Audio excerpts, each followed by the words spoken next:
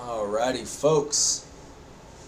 What is going on, everybody? This is Justin Martinez, aka Jada Sports Dude, coming to y'all live from my apartment. Hopefully, you all are staying at your homes as well, practicing social distancing and staying safe during this pandemic. And I'm here to provide y'all with a little bit of extra entertainment. That's right, folks. It is time for New Mexico State versus Grand Canyon. This is a quote-unquote rivalry, even though Aggies fans might tell you otherwise here in the WAC. And it's at least safe to say this is the biggest or closest thing to a rivalry within the conference. And this is also the Pack the Pan Am game. It's the first game between these two squads from last season, and it's part of our month-long journey to go back and watch as many of these games from the 2019-2020 campaign as we can, with the exception of a few that we've had some copyright claim problems with. But we should be good with this one, and I am looking forward to watching it. Now, I am starting this live stream about 2 minutes early, just because I'm going to use that time in order to get all of this straightened up. If you guys follow the show, you know by now I have to change the title and then also just make sure that I'm in frame, because as I'm looking at this laptop right now, I'm only seeing the game. I'm not seeing myself in the bottom corner the same way you guys are. So I have the live stream pulled up here on my phone, and I'm just going through and changing the title, because right now it's going to say the most recent game, which was last night's against Cal State Bakersfield. We're just going to change that to Grand Canyon Game 1. We're going to check how am I looking. Looks like I'm in the frame, and I think we're good to go, guys. Let's go ahead and get this one started. A matchup between the Aggies and the Lopes. And the Pack the Pan Am game, for those who aren't familiar with that, it's New Mexico State's effort to pretty much sell out this place, which I think they did in this case. Normally, you mostly see the lower bowl filled up, as you see some of the Grand Canyon's fans who travel. Most of the time, you'll see the lower bowl filled up, but not so much the upper deck.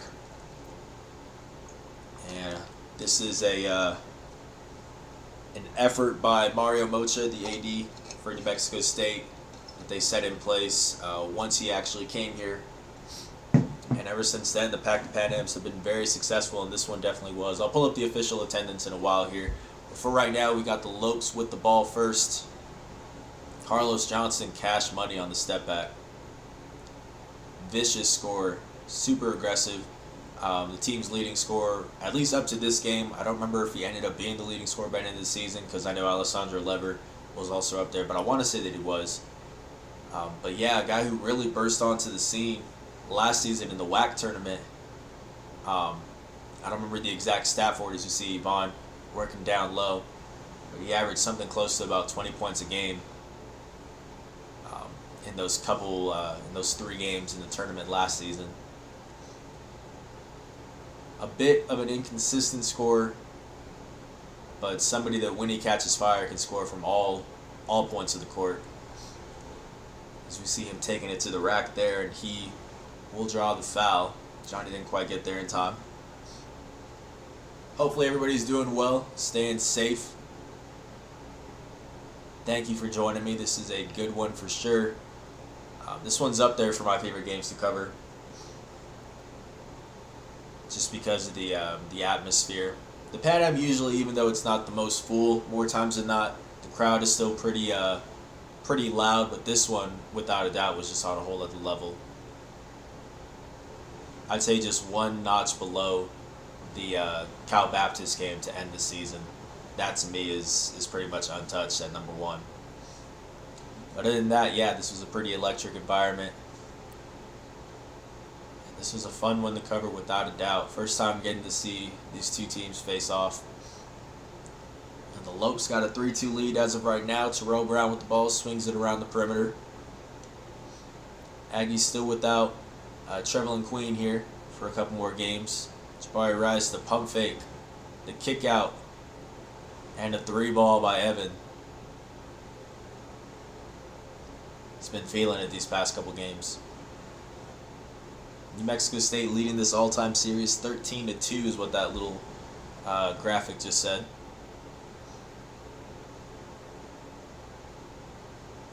Yeah, so Carlos Johnson, one of the guys that I scouted for this game, and then also Alessandro Lever, the big man down low from Italy, I believe. and an eventual all WAC second team selection. And this to me was the face-off between the two best big men in the conference, between Lever and Adekoya. So that was one of the that was probably the key matchup in my preview article. I don't recall what it was, but I'd imagine that was it. Between that and Carlos Johnson and Jabari Rice going at it. Yeah, and from what I remember, Yvonne won this matchup pretty easily. You see the heat check by Carlos Johnson. He got the step back midi earlier on, and he got that three ball to go down. Yeah, somebody who can catch fire without a doubt. When he does, he's as good a scorer as any in the conference. And a recent graduate, so he won't be on the team next season. Lever is returning though, and another guy returning is Javon Blackshear Jr. As we see Johnny McCants. Speaking of returnees, he'll be back next season, cashing in on the three. Javon Blackshear Jr., the guy with the ball right here, to me, is up there with one of my favorite players to watch outside of the Aggies in the WAC. A true freshman point guard, the eventual WAC Rookie of the Year, or Freshman of the Year, whatever you want to call it. Yeah, somebody whose assist to turnover rate, as we see that, jeez, nothing but net there. Someone whose assist to turnover ratio was off the charts. I don't remember what exactly it was. I don't go back and look at the stats before watching these because I want to give you guys just my general recollection. But it was up there. I was about, I believe, top 3 in the WAC. Maybe top 2s. We see Jabari finishing. Just a guy who's really smart with the basketball. And he'll be back for the Lopes again this upcoming season. And he'll probably have a bigger scoring load this time around, even though he's mostly a facilitator now with Carlos Johnson gone. Stephen M., appreciate you for tuning in. He says, what did I miss? I didn't miss anything. We just started it up right now. Carlos Johnson with a couple quick buckets for the Lopes, but other than that, it's been the Aggies pretty much in control here as Blackshear misses the layup. Stephen M. says, from Aggie Alert, Mario mentioned there were 10 basketball players on campus during volunteer workouts. I would love it if Justin Martinez or Adam Young could get us some video of those workouts. I would love that too. I really would, but they've been really strict on that. I've been trying to get something set up, but right now they've pretty much just had it to where you have to do a sign-in sheet if you're a player, and you sign up and you get that gym to yourself for 1 hour, and then that's it. You can't have anybody else there with you. It's just you there practicing for a little bit, and you get out of there so the next player can come in. So yeah, it's been very hard to get any sort of video access, but I'll keep pushing for it. Maybe eventually if the restrictions start to loosen up, then they'll allow me to, but as of right now, they haven't allowed me to. Everything that I've had to do so far, they've told me it's had to be video-based, and that's why I've been doing the Stray Shooter series, all that kind of stuff, just because that's the only way I can provide content for you guys, video content, you know.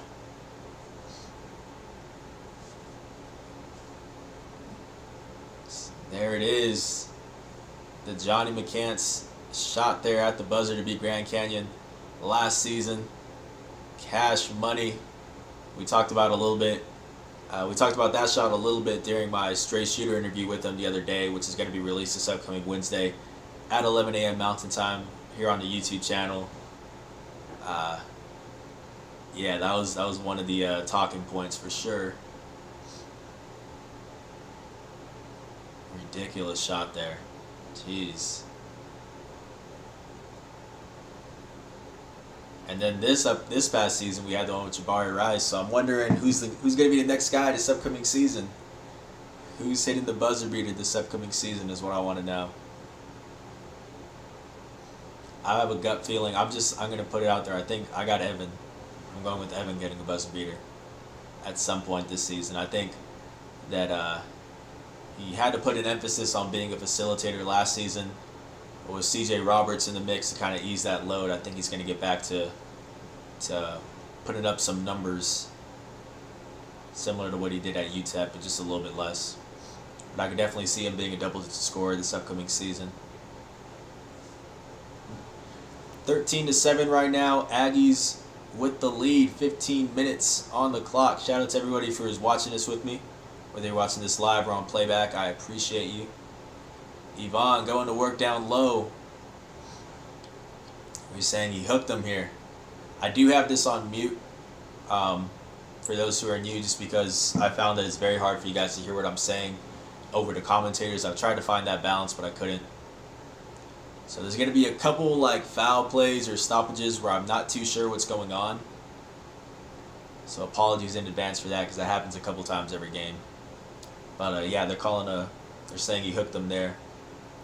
So we got some early playing time for Will McNair, somebody who I talked about in depth in the most recent Aggie mailbag. To me, I feel like he's going to be the breakout player for the Aggies this upcoming season. Not the same level as what we saw with Jabari Rice last year, but I still think he's going to make a pretty good step in the right direction, and he's only going to be a sophomore, so still plenty of time to improve as well. Sean Buchanan driving, kick out. Oh, rattles out for Jabari. It's a good find there by Sean, though.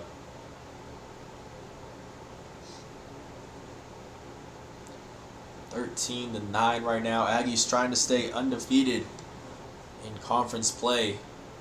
I believe up until this point they are 7-0. Hoping to get to 8-0 here. Blackshear with the ball. Sean Buchanan guarding him.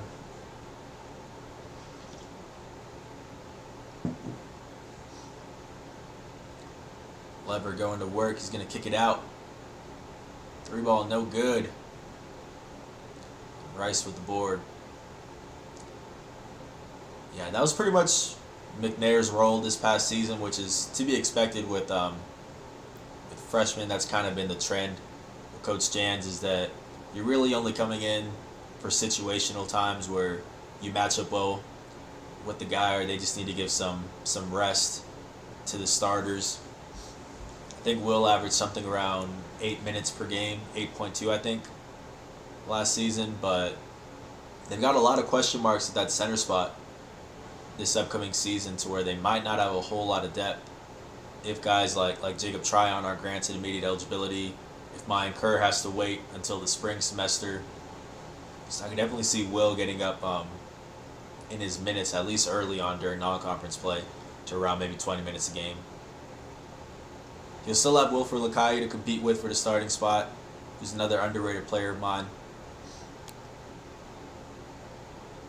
But right now, I'm giving the benefit of the doubt to Will to get that early starting spot, just because he is the guy with a year under the system, since Lakai was out for all of last season with an LCL, I think, or meniscus tear.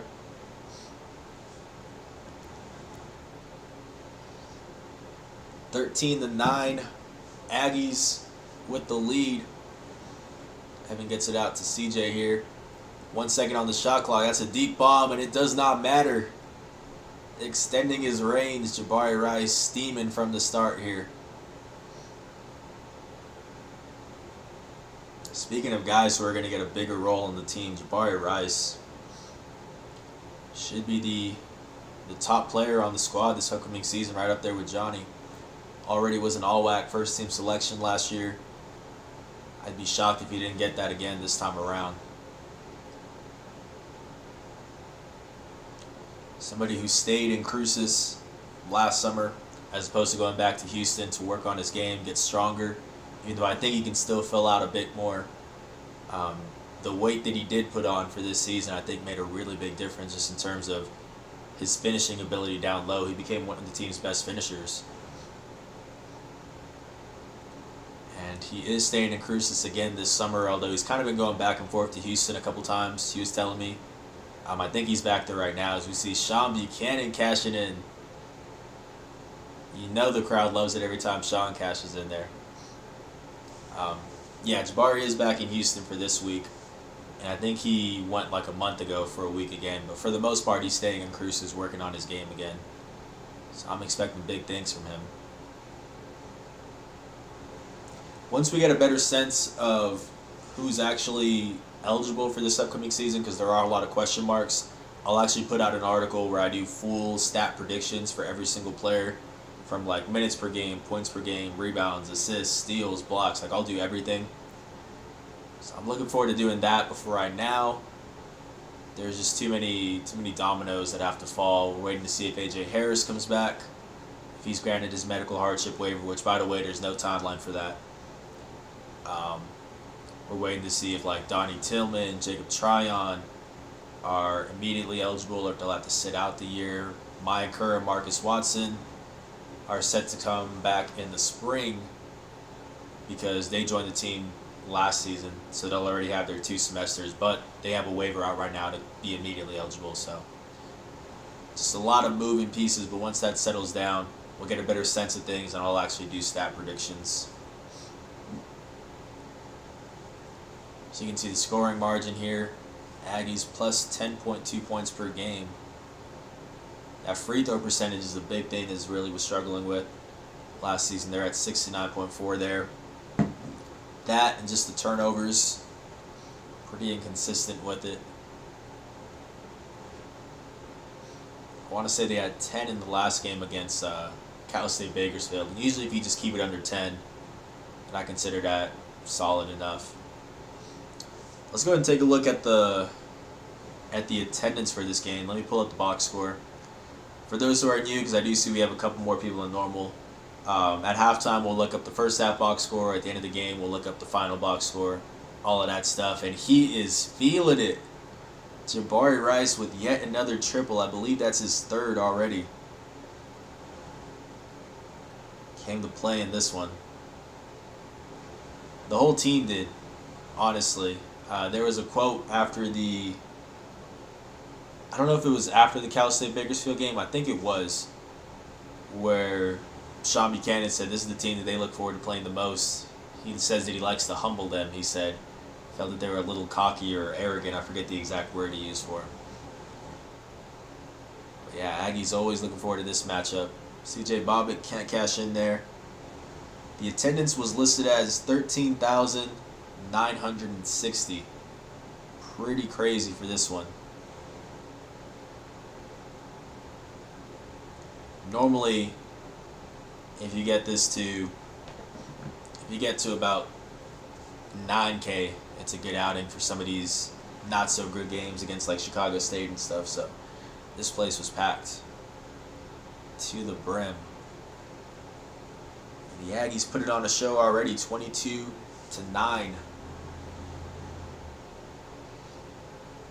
Shout out to NM Aggie Athletic Archive for providing this video. If you guys aren't familiar with their YouTube channel, they have most of the games, I think all but about 2 games from last season, or all but 3 games. And then they have a couple from the year prior to that, and then they also have some New Mexico State football games, so you guys should definitely check that out. Show them some love because they've been providing most of these videos that we've been watching.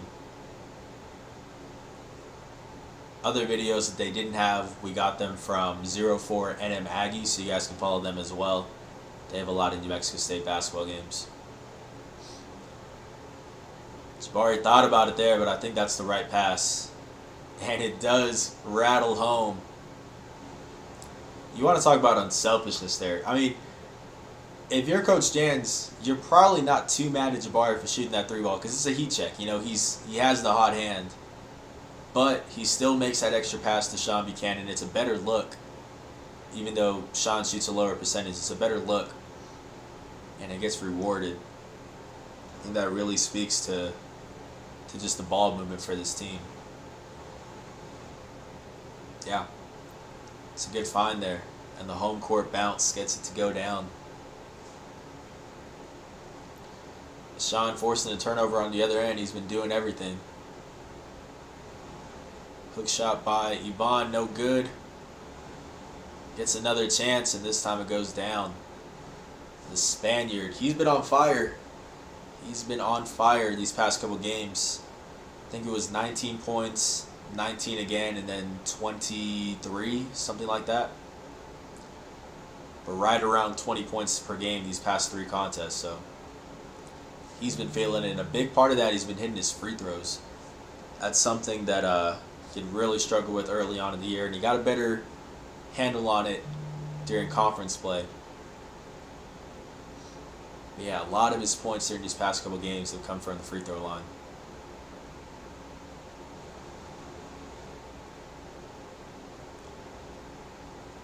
And it's not even that the amount of free throws he has been shooting during this stretch went up. As we see Carlos Johnson, that's just some bully ball. Jabari has gotten stronger, but still has a ways to go. Johnson out muscling him. Yeah, Yvonne's always been good at getting to the line. It's not that his amount of attempts went up. It's just his percentage. He started knocking him down, cashing down him more. He was decent the year prior. I want to say he was shooting right around 75-ish%. I'm just estimating that. I don't know the exact number. But he was shooting decently the year prior to that. But he was in the low 60s early on this year.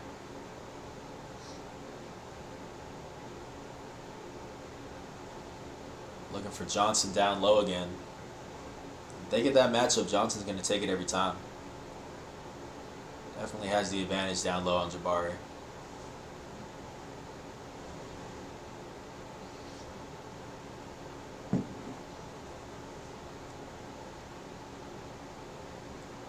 (27-11) right now.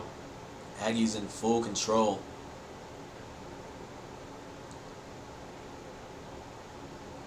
Little tip in by Lever, no good. Not a lot falling for the Lopes. 14-2 run for the Aggies across the past 4 minutes and 1 second.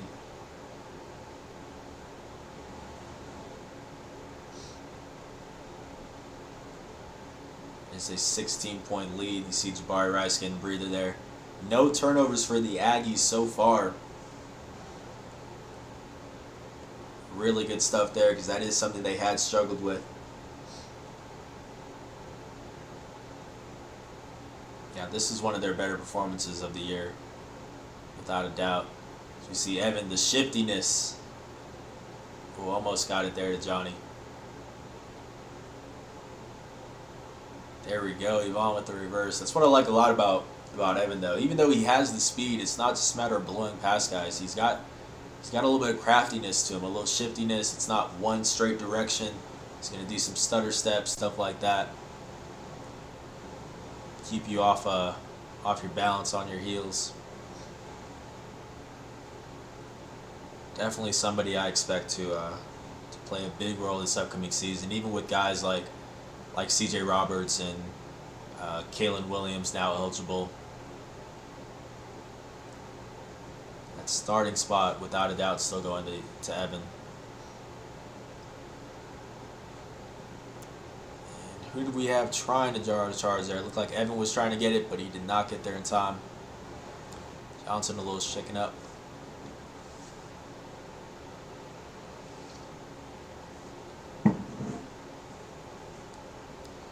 It's been all New Mexico State so far, doubled up and then some.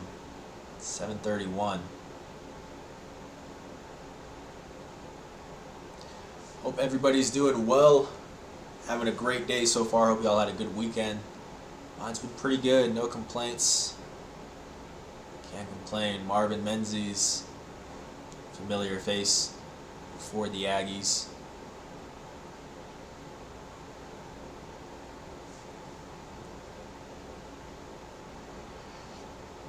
Five NCAA tournament trips with NMSU.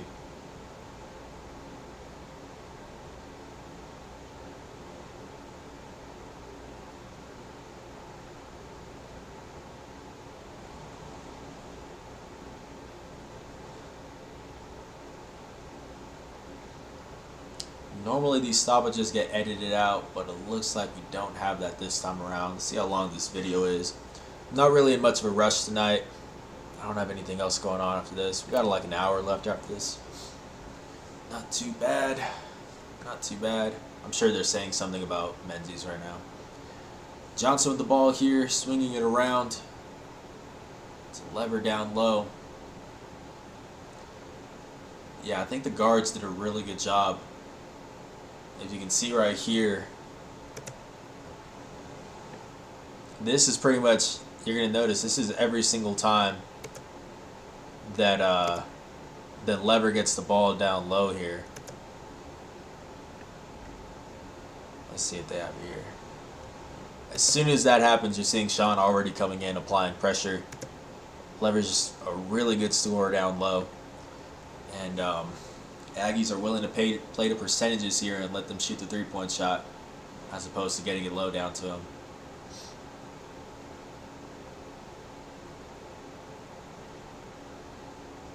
And it's not even really trapping. Like, Sean would be able to get back to his guy in time.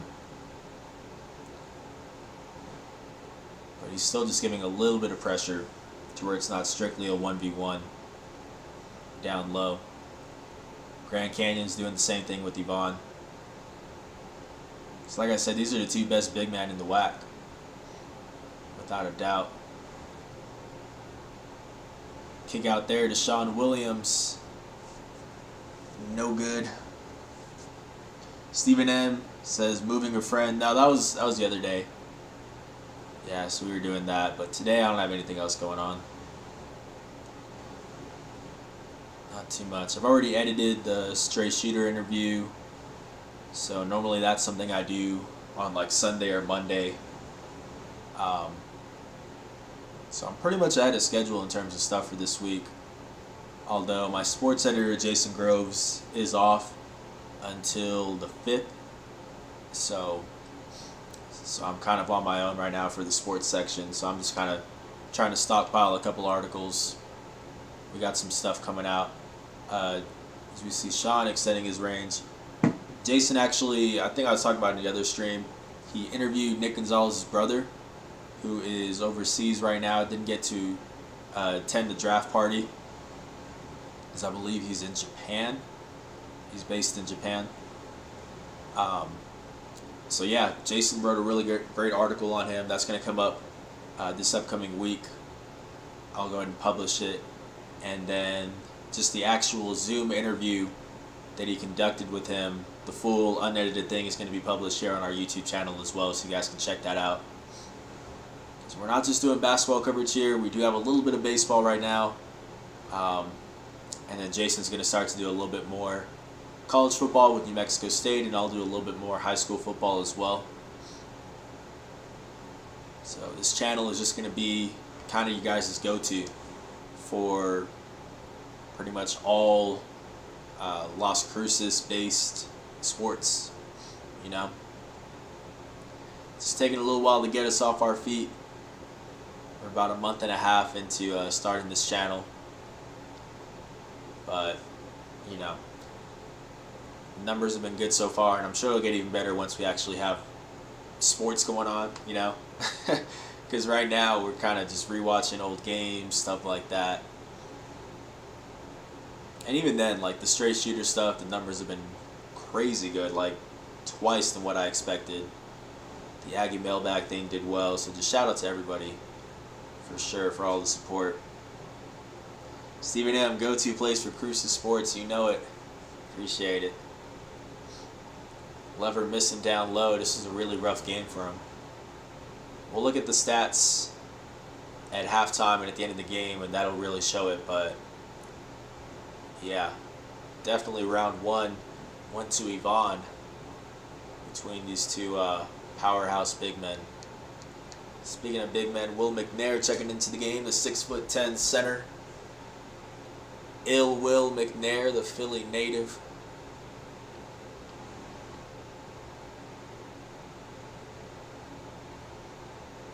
He's got a pretty good size advantage down low here. Not sure what number 24's name is for Grand Canyon, but clearly you can see Will's got the size on him.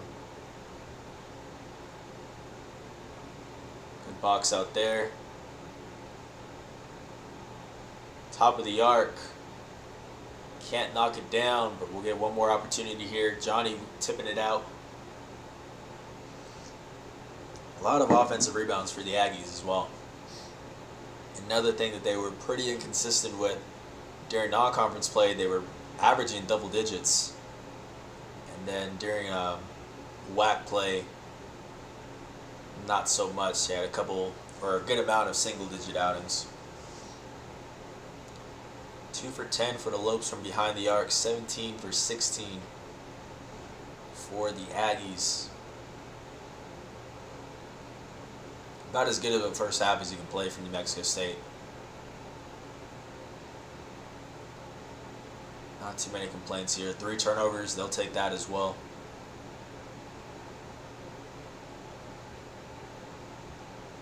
Three ball, no good. Johnny with the board. I think I remember this play right here. No? Okay, pull up. Got it. You're not going to pick me up? Fine. Something that he brought back to his game this season was just becoming a lethal shooter from deep. Led the team in 3-point percentage, in addition to leading the team in 2-point percentage. And I was talking about it in the Aggie mailbag. For those who haven't checked that out, the YouTube video is up here, and then the article version is on lcsunnews.com. But yeah, led the team in both of those percentages. And then there's an effective field goal percentage, which is kept by KenPom, where it's pretty much the same as regular field goal percentage. However, made 3-point shots are given a 50% bonus because they're worth 50% more than 2-point shots. And Johnny, I want to say, I forget the exact number, but he was at around 64.3, I think. Around 64%. And that was the second highest of any Aggie player who averaged at least 20 minutes per game since KenPom started keeping track of that in 2004. The only person that was higher was Eli a couple years ago. I believe just last year. Yeah, Eli was the second highest, or was the first highest. And I think about 66%. So even then it wasn't much of a gap. But yeah, very quietly, Johnny had an extremely efficient outing this past season. I'm expecting him to pretty much see the same thing this upcoming year. So we see a look at Mario Mocha, the mind behind the Pack the Pan Am event. Did a great job, and they actually did a second time this year. Normally it's just been one every year, but this one was such a success. You can take a look at it right there. They said, we're going to do this one more time.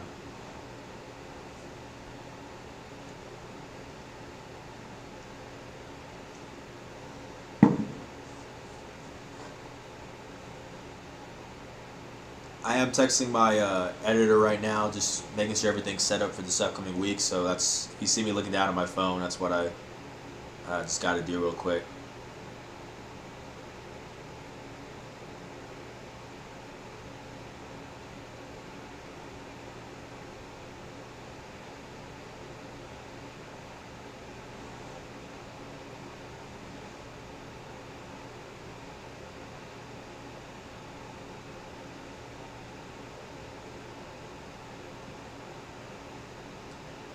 We see a foul here. Sorry guys, I'll try to get this done real quick.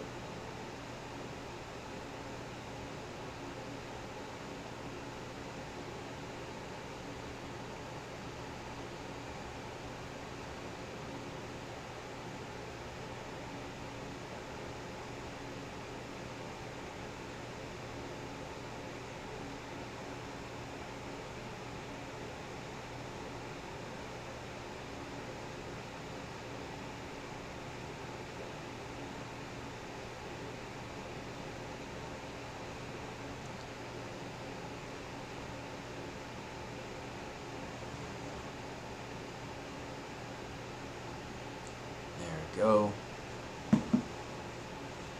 Aggie's still doubled up right now, 32-16. Look at Menzies again there.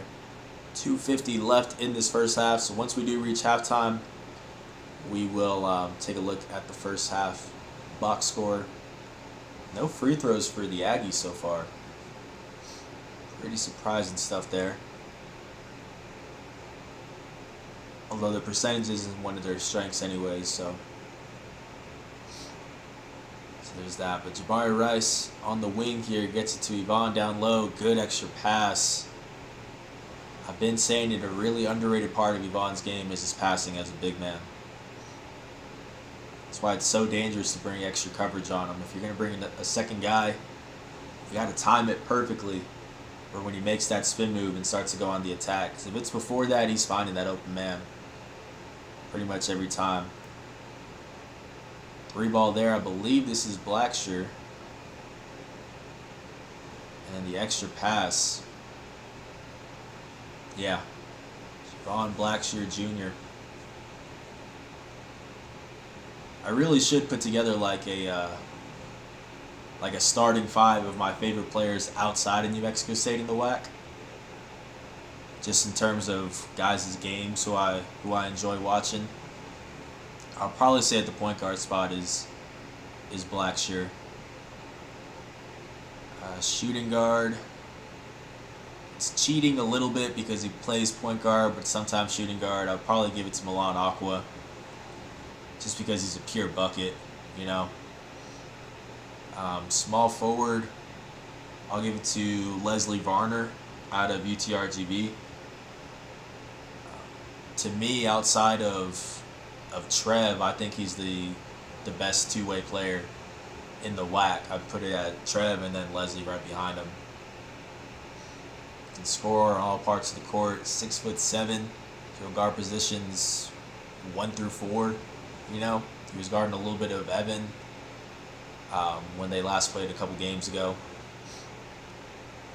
So definitely like his game a lot. Power forward. Ooh, power forward.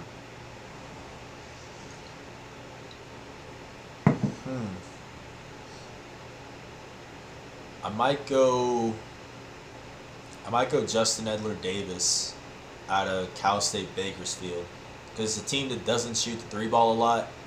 Actually, they're ranked like 300th in that range in terms of the percentage of their points that they get from behind the arc is super low. But Davis is one of the exceptions. He's a good stretch big. I think that's really crucial for them because they don't have a lot of spacing. So I think he's really important to them. So I'd probably say Edler Davis at the 4 spot. And then at the 5 spot,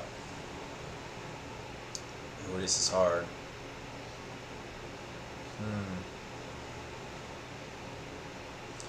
Might have to look up some stuff here, because now I'm just trying to think of guys. Let's see. Let's go to the WAC. I just need to look at the team names, and something will come to mind here. UMKC, Grand Canyon, Seattle, UVU. Oh yeah, Utah Valley, Emmanuel Olojupoki, without a doubt. Guy who is as good as it gets in the country in terms of blocking the ball. His block percentage is ridiculous. I think he was 18th in the country in block percentage last year, around there. So I'll probably put Olojupoki at that 5 spot. But yeah, that's probably my 5. Blackshear, Aqua, Varner, Edler Davis, and Olojupoki. Anyways, that's me getting sidetracked. Once again, that's why I could never be a commentator like Adam Young or Russ or Jack, just because I would get way too sidetracked. But anyways, while I've been rambling, the Lopes have cut this deficit to just 10, possibly single digits here. Yes, sir. 34-25, 9-point game with just under 1 minute left. Stephen M, is your family safe in Texas? They are. Appreciate you for asking. Yeah, we haven't had any problems with anybody.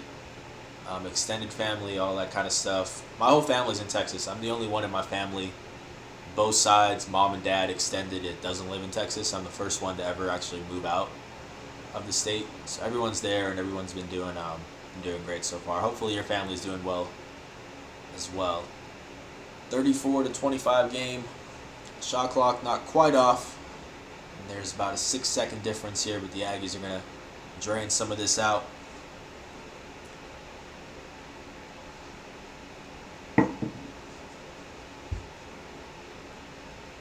Sean Williams, no good on the 3.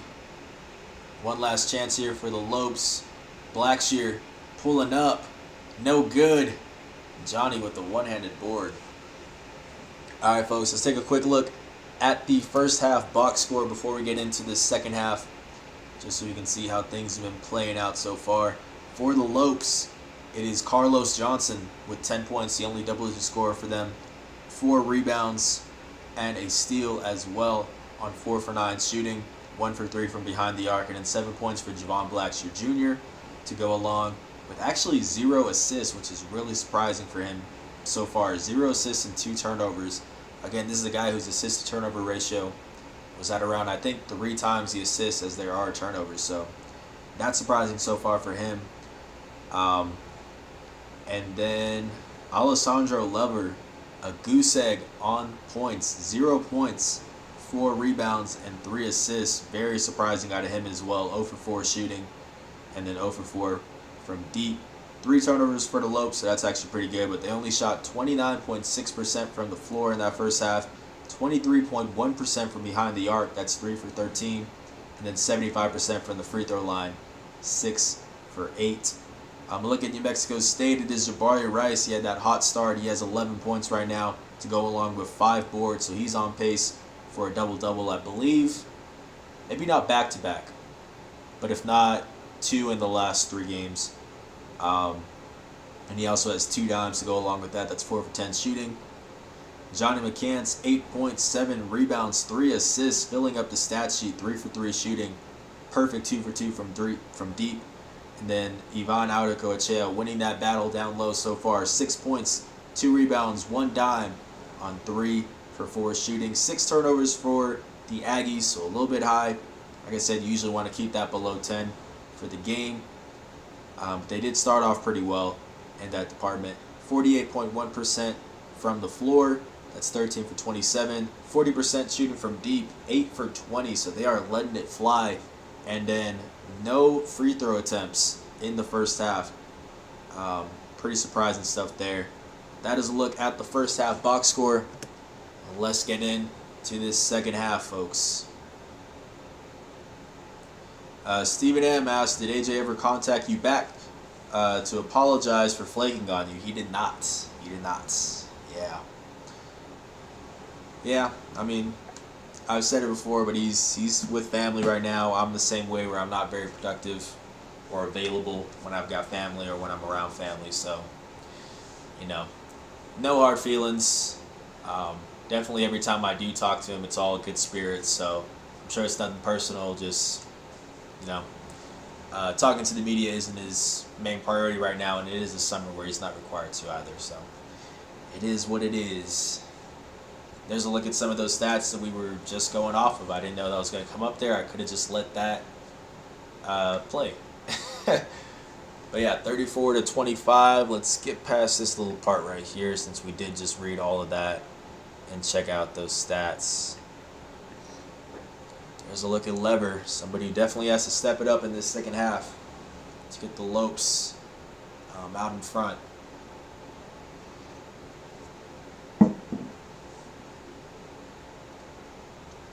Again, appreciate everybody for tuning in.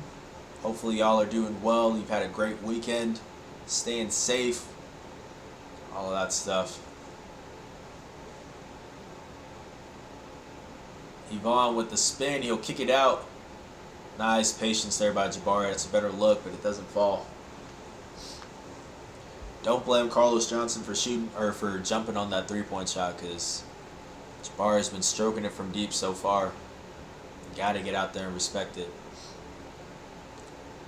Speaking of Johnson, he's working down low. Good double team. Just good rotation there. We're going to take another look at that as soon as this is over right here, as we see Evan with the Euro and Johnny with the finish. Let's take a look at this rotation by the Aggies right here. Something that they do so well. We were talking about it right here, where Carlos Johnson just has too much of a advantage in terms of just muscle on Jabari. There was a play earlier along the baseline where he just out-muscled him and got to the bucket. So Yvonne's going to come over here and help bring the double, but Lever is a good 3-point shooter, so good heads-up play there by Terrell Brown to bring that. And you're looking at Evan staying right here, and he's left pretty much to guard these two. And they pretty much made that easy for him, because Blackshear actually runs towards Evan. So Evan didn't really have too much. He had a lot of ground to cover, but they made it easy for him. They just threw the ball right in his direction, and that's an easy steal. Some great rotation there by the Aggies. And that's a good floater there in the lane. By who was that? I got the replay here. Was that Johnson? Yeah, I believe that was Johnson with it. Stephen M. still living in Cruces. Gordo, Castillo, William, Benjamin, Justin, Hawkins.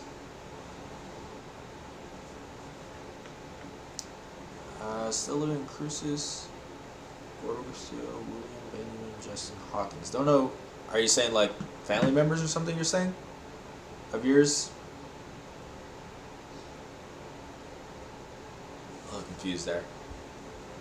We got a 36-27 ball game here with 18 left in the game.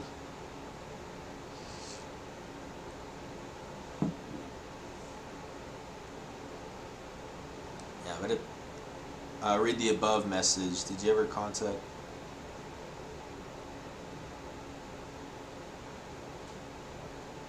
Justin Hawkins.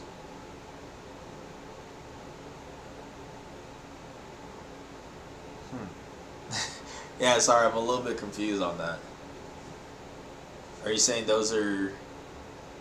Because I don't know Gordo, Castillo, William, Benjamin, Justin Hawkins. Yeah, apologies for that, Steven. I'm not too sure what you're saying there. The people... You're saying those are people still in Cruces, but I don't know those people.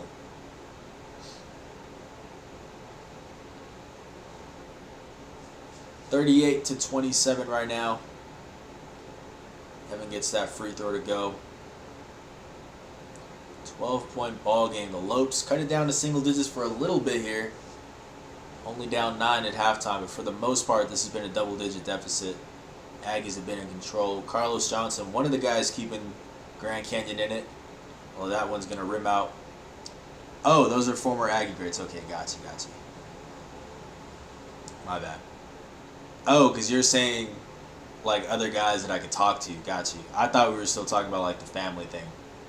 That's why I was very confused there. Okay. Yeah, I mean, definitely I still want to talk to some former Aggies for Straight Shooter and then for Straight Shooter, the web series during the season. We see the steal there. Yeah, I've had a lot of requests, for sure. One of the big ones is Jamario. Everybody wants me to talk to him. But I actually do have Jamario's number. As we see Johnny knocking down the three. I need to do a series of blasts from the past. Former NMSU Hoops players. Aggie fans will love that, says Steven M. That sounds like a great idea. I definitely want to space it out because I want to make this last as long as I can for the summer during New Mexico State's off season. So definitely it's going to be a mix of getting it like the current players, guys who just graduated, incoming transfers. I want to get some Aggie greats, stuff like that. Let me plug in my laptop right here. Yeah, because we got a whole summer that I'm trying to provide content for y'all. So definitely the more people I can talk to, the better. We'll get into a little bit of the coaching staffs as well, even though it's going to be a little bit harder for Straight Shooter because a good part of it is like breaking down plays, although obviously Coach Jans can break down plays. But I mean, we can still do that with assistant coaches and stuff like that. I know the one you guys really want is Coach Jans, which we'll definitely get that at some point for Straight Shooter. But yeah, in terms of former Aggies, the one who a lot of people have been asking for is Jamario, and I do have his number. It's just a matter of trying to get it set up. It's always harder once guys have graduated because there's absolutely no requirement for them to get back to me, you know, as opposed to a current player where maybe the SID can push them a little bit more, you know. In this case with Jamario, the SID isn't going to be reaching out to him or anything like that. It's going to be me texting him, and if he wants to respond, he responds, you know. So that's why it's a little bit harder to get these former Aggie guys. And the only reason why I was able to get Slab Jones for a Straight Shooter last season was because they came to town when they honored them and everything. So I was able to see him in person It's a lot harder to turn me down when I'm right there in person with him, you know. But yeah, I'm working on it. And at some point this season, I want to talk to Pascal Siakam. At some point, that is the plan. I have his number. He's following my sports editor, Jason Groves, on Twitter. So we can direct, or I can already direct message him because I'm also a verified account. So you can message other verified people. Yeah, at some point I want to talk to Pascal during the season as well. So there's a long list. We see a slam by Johnson.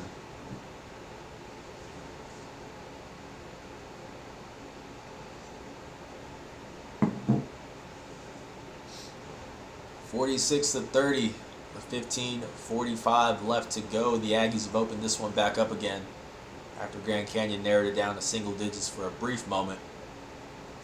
Terrell with the ball at the top of the arc here, 10 under, less than 10 on the shot clock. The kick out, catch and shoot, no good. Going the other way. Appreciate everybody for tuning in. Hopefully y'all are doing well, staying safe, all that good stuff. Blackshear with a nice little pass there to Johnson, but we got a foul beforehand. Such good court vision from Blackshear. True freshman, already coming in and making an immediate impact, and didn't really come as much as a surprise. That's something the whole coaching staff had been saying prior to the start of the season, was that he was going to come in and make an immediate impact. Since they didn't really have a whole lot of depth at that one spot. And then returning this upcoming year, he's definitely going to have an even bigger role as a scorer, as opposed to just being a facilitator.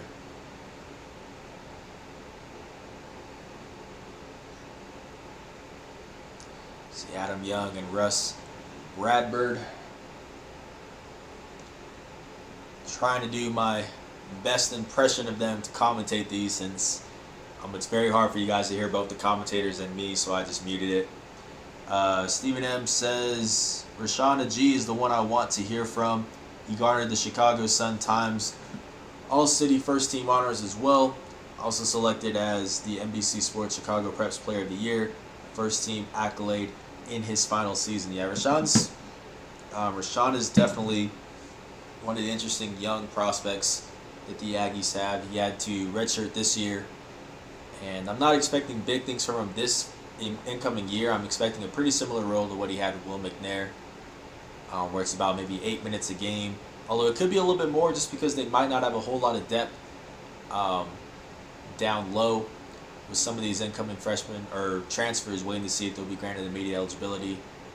I think Rashawn at 6'7", I believe he is mobile enough to move to that power forward spot where they really don't have a true backup right now in terms of guys that are eligible. So I could see him maybe getting a little bit more minutes than what we saw with Will, but I think they're going to ease him into this system. Although definitely a couple of years from now, I could see him being a pretty good contributor for them. Somebody who runs the pick and roll really well, has good touch around the rim. It's not all power with him. He's got a good amount of post moves, decent footwork, and his range is what's lacking a bit in terms of having him at that power forward spot. But it's not the worst. He can still extend it to around that free throw line. So you see Vaughn with the turnaround shot. It'll be off of Grand Canyon. But yeah, I'm trying to get everybody checked off the list for straight shooter this offseason. So hopefully we'll have 20 plus episodes similar to what we had with straight shooter during the season. And whether it be incoming transfers, so you see a crazy block there, incoming transfers, but they call it goaltending.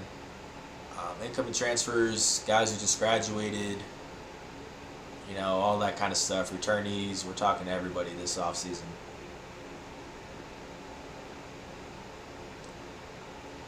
Yeah, Rashawn's up there for the. I'm gonna consider him a new guy, even though he has been in Cruces, you know, for the past year. Just new guys that haven't played yet.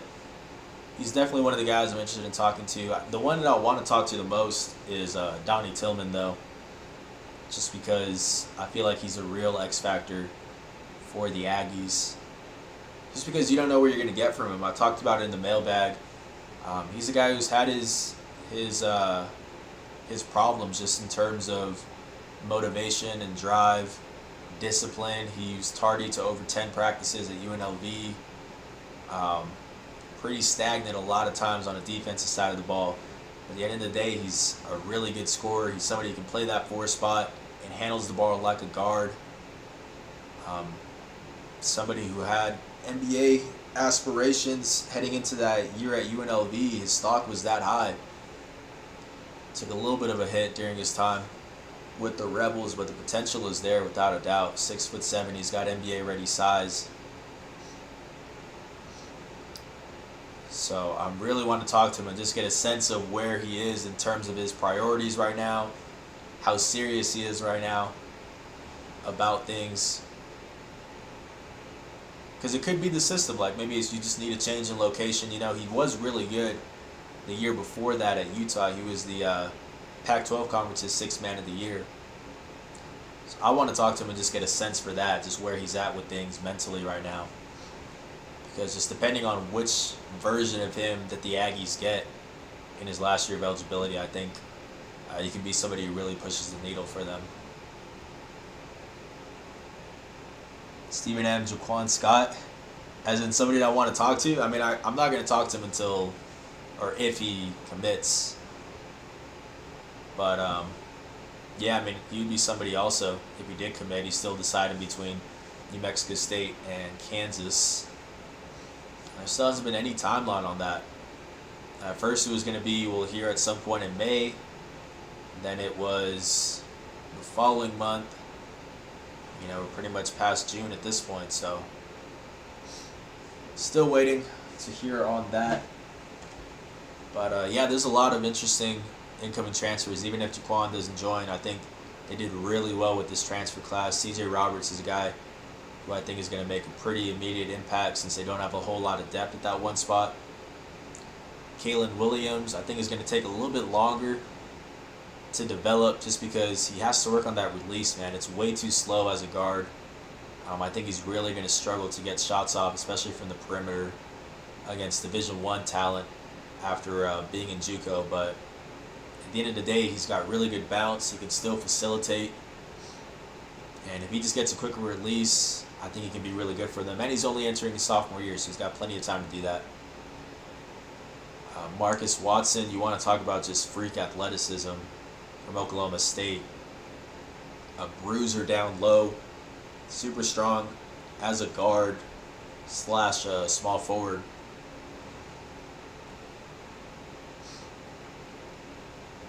Mayan Kerr, somebody also a center from South Florida. Both him and Jacob Tryon, 2 guys that can extend their range at the center spot. I think if one of them can become immediately eligible and then knock down their shots consistently, that'd be a really interesting duo with Johnny McCants. To have it to where pretty much everybody on the floor can shoot the 3 ball, you know. As good as Yvonne was, that was one of his weaknesses, was that he wasn't really somebody who was going to extend his range. He did hit a couple threes, but wasn't much of a threat.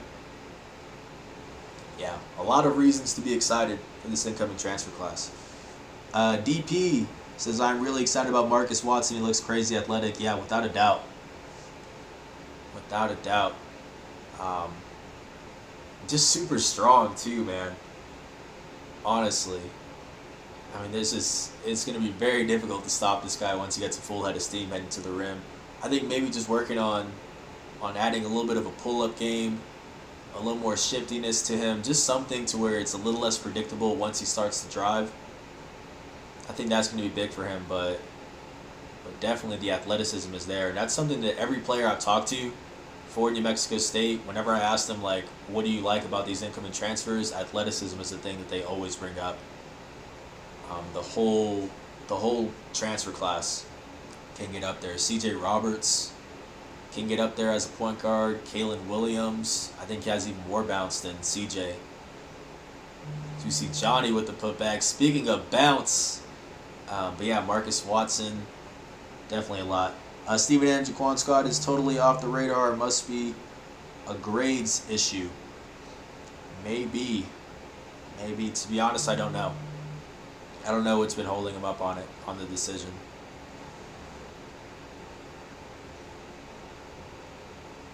He hasn't been very active on socials either. 52-34 right now. 11:04 left in this one. The Aggies pretty much in cruise control here. On their way to a convincing victory over their quote-unquote rivals. I got to do the quote-unquote every single time because it'll upset Aggie fans. I just say it's their conference rivals. It's as close as you can get to a rival within the WAC. But obviously it's nowhere near on the level of UNM or UTEP, you know.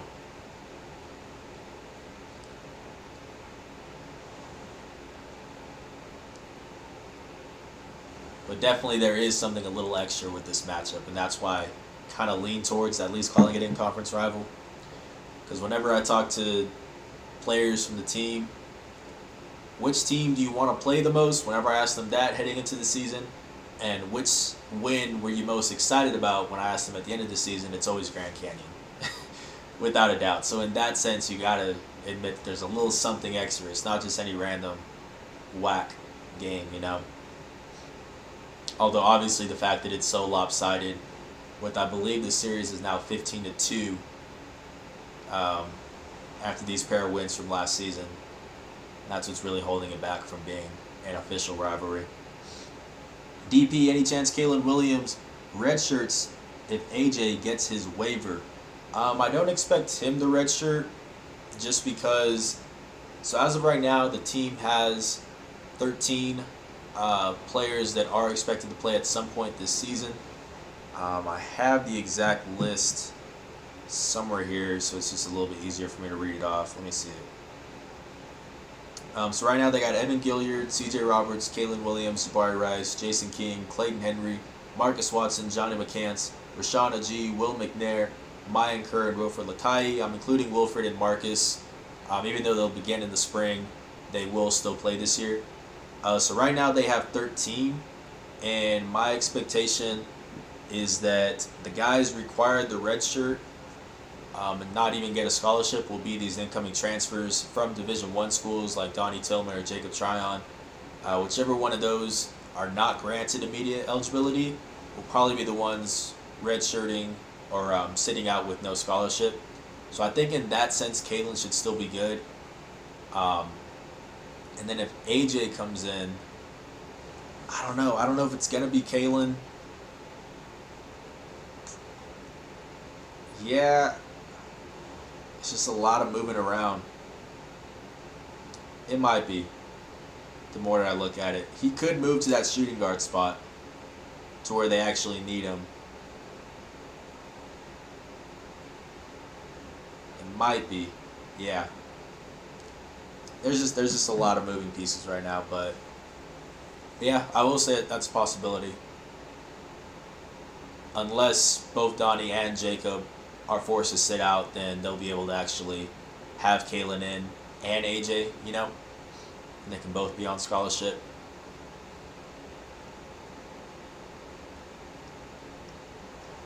We'll see what happens there. Stephen M says we do not need AJ. That's interesting.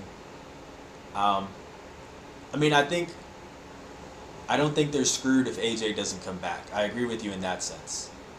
Like, they've got plenty of talent this year, without a doubt. They're still the best team in the WAC, and they're still a team amongst the mid-majors that I think they're pretty much at the top of the list. They're one of the best mid-majors in terms of potential threats in the NCAA tournament, even without AJ. So in that sense, yeah. But if AJ does come back, that's a complete game changer, at least in the NCAA tournament landscape. I think they already got the WAC title pretty much locked up in terms of them being favorites. But having AJ back would be something else in the NCAA tournament. Having Evan being your sixth man, where you can really just go back to being that UTEP scorer that we saw during his time with the Miners, the lead scorer. I think it just changes up the whole dynamic of the team, honestly. So, getting AJ back would be great, but I wouldn't say they're they're counting on it, they're desperate for it, or anything like that, because they have so many other returning guys.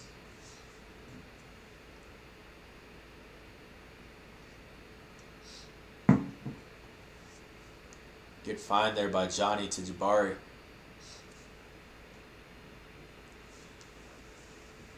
Yeah, and we still don't have any timeline with AJ. Unfortunately, it really sucks. There's people who always ask me, is there any sort of deadline with the NCAA? Is there like a set timeline for it? Unfortunately, it's whenever the NCAA gets around to it.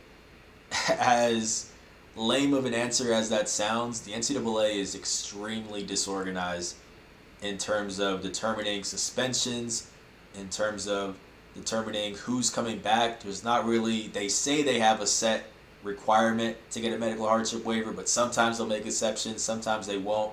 Sometimes you'll have a guy on the same team, Clayton Henry, who finds out weeks ago that he's coming back, and then AJ Harris is left waiting, even though they applied at the same time. It's just the way it is with the NCAA. So there's just not really any set timeline for it. AJ hasn't gotten any indication on it. The team hasn't gotten any indication on it from what they're telling me. It's kind of just waiting. Speaking of waiting, the Lopes just waiting for this one to be over. As you can see, all the people in purple sitting down at this point, 61-34. Jeez, 7:52 left in this one. Stephen M says Evan is better than AJ, hands down. Interesting take. I definitely don't think hands down. I think I'll say that Evan can be in a discussion for being on that same level of AJ. But for me, I'm still leaning towards a healthy AJ Harris. Obviously, we don't know what he's coming back like.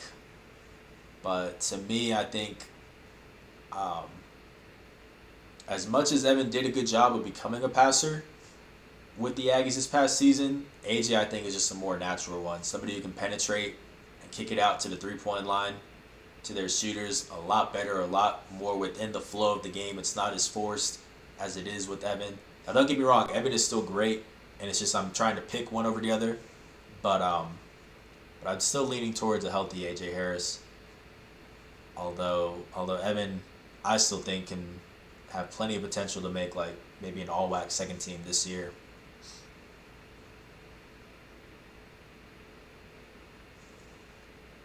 And just also the fact that as much as Evan has integrated himself into this system, without a doubt, one of the just key motivational, the vocal leaders for this team is AJ Harris. Having him on the court, I think the presence, the calming presence he brings to his teammates also plays a huge factor. You look at when they won against Mississippi State, just him coming back, the team said that was motivation enough for them to win that game.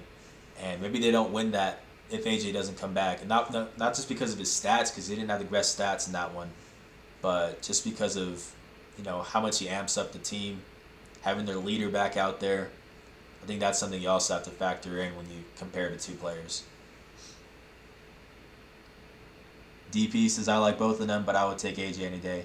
Yeah, I think so. Steven says, one-on-one game, Evan will torch AJ. Oh, so if we're talking just straight one-on-one, I think it's a better discussion. I don't know who I would pick in that case, but in terms of the impact on the team, I am going with AJ.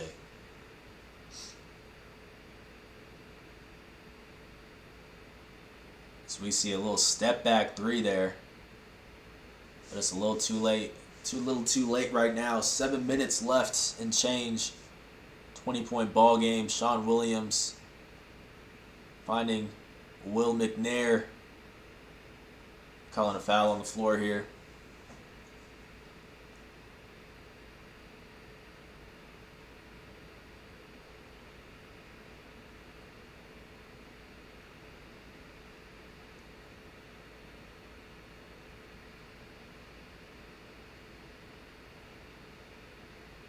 Apologies, guys. I'm still talking to my editor right now, but I'll get this done real quick.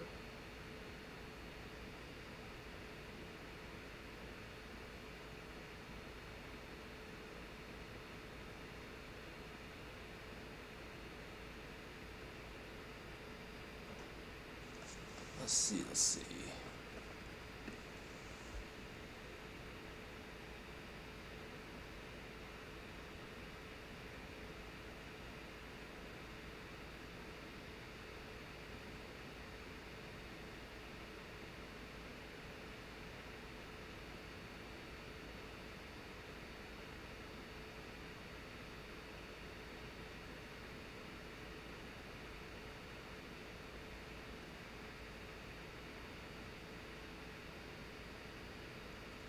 All right, there we go.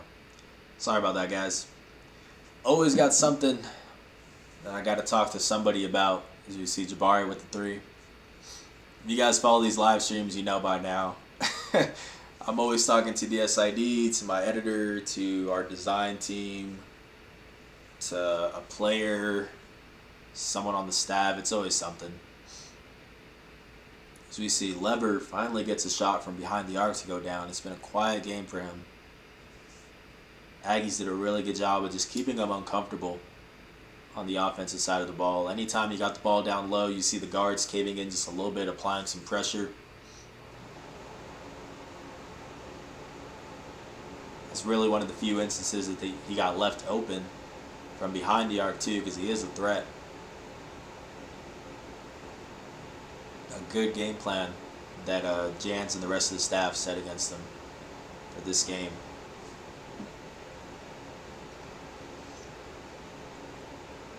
Yeah, the 3-point shots are going to be open for Lever right now because Will's perimeter defense isn't up there.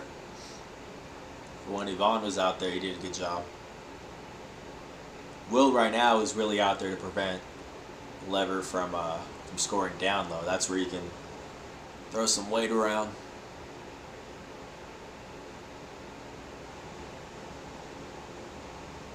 Catch and shoot, no hesitation. Sean Williams still waiting to find out where he's going to go after entering the transfer portal a couple months ago.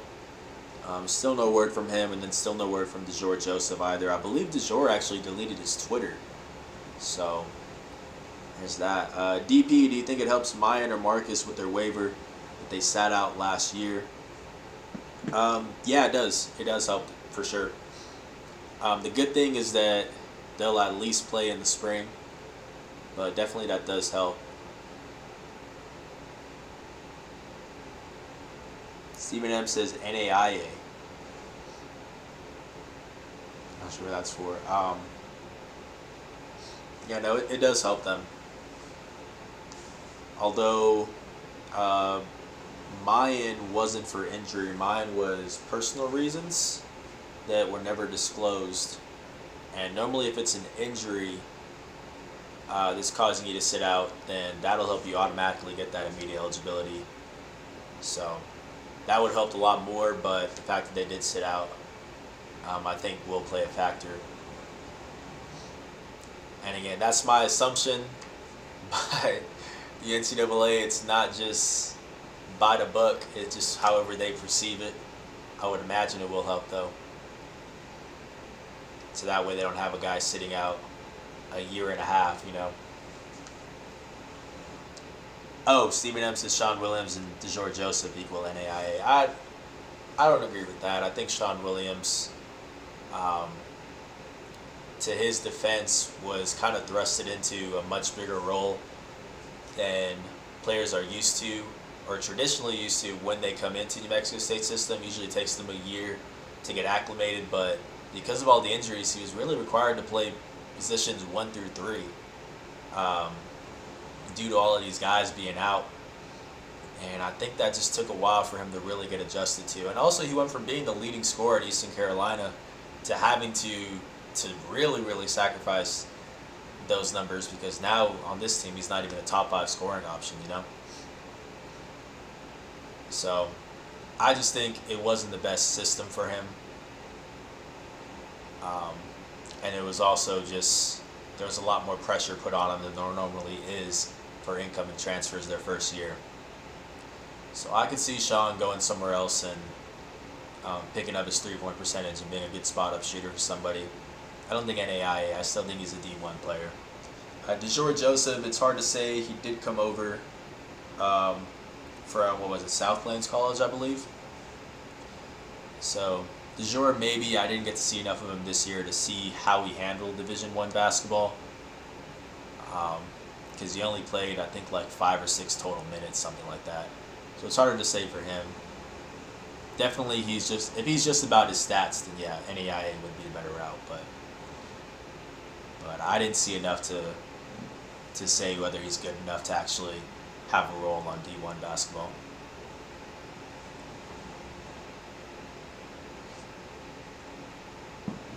And I think Sean would have had a pretty good role this upcoming season. He only left because he needed to be closer to family in Arkansas, but he would have been a good off the bench scorer for them. I think with another year of the system under his belt in his senior year, he would have been great, but I definitely think he would have been worthy of a D1 roster spot. 67-48 right now with 3:05. Let's see.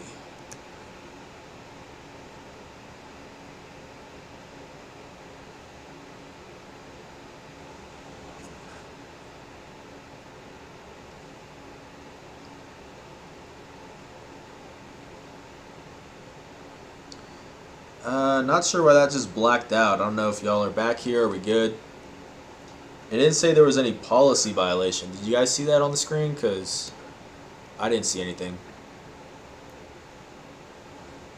We're going to keep playing it, but if the stream cuts out one more time, then we'll just call it a night because there's only 2 minutes left. But I'm not sure why that happened.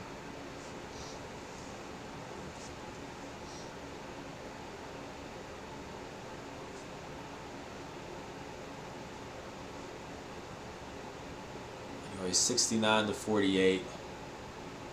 Yeah, not sure when it cut out, but I was saying that I did feel like Sean Williams could have had a good role off the bench this year. In his senior year with another year under the system under his belt. Still definitely worthy of a D1 roster spot.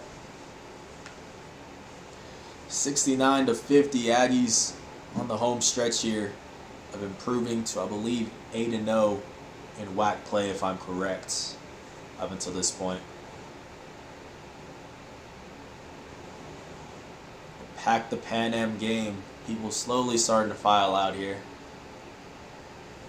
Not too many reasons to stick around at this point as you see Blackshear heading to the bench.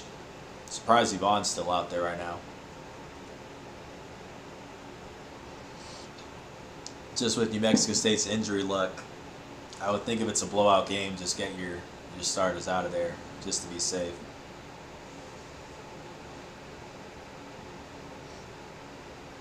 Or not injury luck, but injury misfortune, 20-point ball game. Once again, I appreciate everybody for tuning in. Whether you guys are watching this live or on playback, it means a lot. If you guys have enjoyed this stream, please leave a like if you can. Subscribe if you haven't. Turn on post notification bells because we're doing this every night at 6 p.m. and then we have tons of other great content. Whether it be Stray Shooter, where we interview players for New Mexico State basketball, Aggie Mailbag, where I answer your guys' questions about the Aggies, New Mexico State football, New Mexico State baseball, we're bringing in some high school football. Like, there's plenty of reasons to subscribe, so I hope that you guys do, if you have enjoyed this so far. Evan knifing his way down low and almost a poster there. Oh no, Will. Oh man, that went from a highlight to not so much. Still, that's a good find there by Evan. 21-point game, 136 left in this one. Final minute and a half. Draining off the clock. Corner pocket, that's an air ball there. Going back at it, and oh my gosh. An air ball, and then he was fouled. But still, an air ball and then shoots it over the backboard? No disrespect to my guy there, but yikes. Yikes. I don't know who this guy is, though. Rafe. I'm not going to try to pronounce it. No disrespect to him. If I know I'm going to butcher somebody's name, I I usually don't do it. And I'm pretty bad with names anyways. So we see Tennessee Owens and Bryce Rewalt checking into this contest. Surprised they didn't get in just a little bit earlier. You know, if they're on the court, though, they're going to be the ones shooting here. The team is always trying to find them. They love to see the Cruces natives. Speaking of which, Bryce, 3-ball, no good. I'm still putting Bryce up there with one of the deadliest shooters on the team from deep, though. If we're just talking three-point contest, shooting off the rack, I'm putting Bryce up there without a doubt. Good move there. The mid-range pull-up. 42 seconds left. Should be one possession for each squad here, and then we'll get out of here. Once this is over, we will look up the final box score and quotes from the team as well. Tennessee throwing that one up, and he'll actually get free throws. Hit the deck there. Yeah, we'll look at quotes from the team. I don't remember who we talked to. I never do. But we'll find out right now. I'm going to look at this. This article is actually pretty easy to find. For those following the stream, you know I always struggle to find the recap article. So we talked to Coach Jans, we talked to Johnny McCants, and we talked to Jabari Rice. So 3 people that we talked to, it's normally 1 to 2. So great, we got plenty of quotes to read after this is over. 72 to 52 right now. Shot clock is off. This one is all but over, folks. The Aggies about to advance to 8-0, I believe, in WAC play. That's going to do it, folks. There we go. Tennessee dribbling it out. Good win there. Let's take a quick look at this final box score here. Got this pulled up for you guys. For Grand Canyon, it was Carlos Johnson leading the team in points per game, or in points, with 15 points, 4 rebounds, and 1 steal on 6 for 12 shooting. 14 points for Mikey Dixon to go along with 3 boards before eventually getting that 6th foul and fouling out. And then 13 points and 2 rebounds for Javon Blackshear Jr. Alessandro Lever held to only 5 points and 5 rebounds on 2 for 8 shooting. The Lopes had 8 turnovers. They shot 36.7% from the floor. That's 18 for 49. 7 for 27 from 3-point line. That's 25.9%. And then 9 for 15 from the free throw line. That's 60%. A quick look at the stats for the Aggies. 18 points, a team high. A game high, actually, for Jabari Rice. 6 rebounds, 3 dimes, 1 steal, 7 for 16 shooting. Not the most efficient, but not too bad for him. Not too shabby.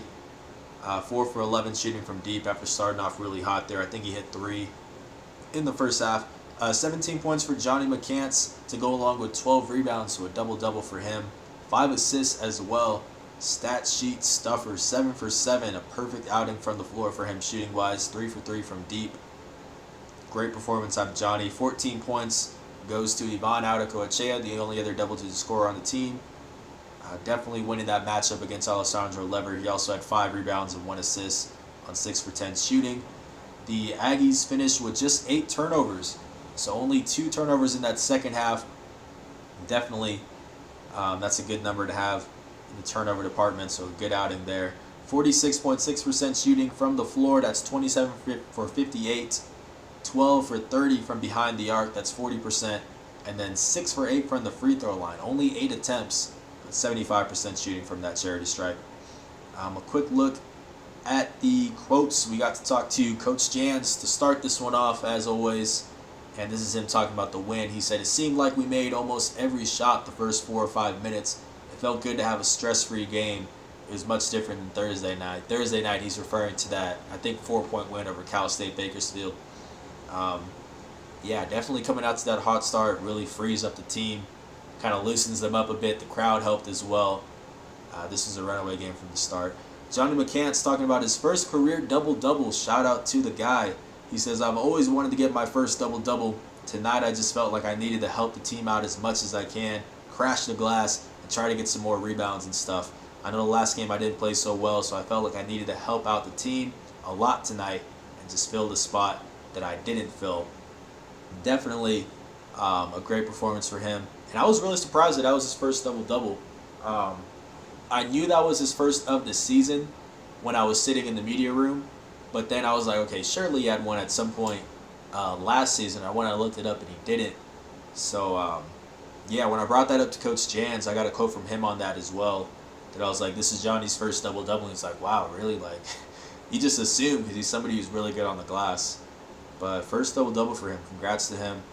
And then Jabari Rice talking about the crowd turnout. He said the crowd plays a really big part to it. I feel like that's another opponent for our opponent because our culture is nice and they feed into that. They're behind us no matter if we're down or up. Definitely that crowd played a big part. Like I said, the attendance for this one was 13,960 people, most of which were Aggies fans. There was that little section of purple, but for the most part, this was all New Mexico State faithful, and they helped cheer the Aggies to the victory here. But guys, I think that is pretty much going to do it for me tonight. I appreciate everybody for tuning into this. Again, if you did enjoy this, please leave a like, subscribe, turn on post notification bells because we're doing this every night at 6 p.m. Mountain Time. Tomorrow's ball game is going to be against, drum roll please while I look up the schedule. Tomorrow's game is going to be against Chicago State on the road, and it is part of a 2-game road stretch. So it'll be Chicago State tomorrow night that we'll watch at 6 p.m. Mountain Time, and then the following night on Tuesday is going to be Kansas City on the road. Hopefully you guys will join me for that as well. But for now, that is going to do it. This has been Justin Martinez, a.k.a. Jay the Sports Dude, and I'm out.